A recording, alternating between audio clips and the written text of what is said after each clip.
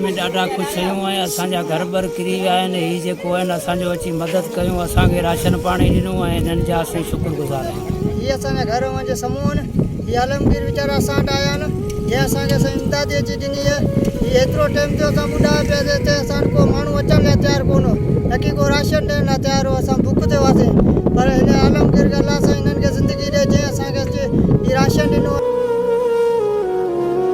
इस वक्त हम मौजूद हैं ज़िला उमरकोट का जो इलाका है छोर, उसके अंदर, और छोर के जो देहात हैं वहाँ पे भी जो सैलाब ने बड़ी तबाही मचाई हुई थी।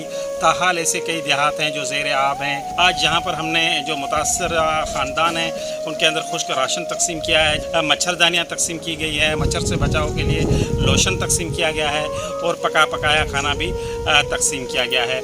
अल्हम्दुलिल्लाह आलमगीर वेलफेयर ट्रस्ट की यह खिदमात का सिलसिला जारी रखा जाएगा। इसी मौके पर मैं अपील करूँगा तमाम मुखिर हज़रात से कि आलमगीर वेलफेयर ट्रस्ट का साथ दें।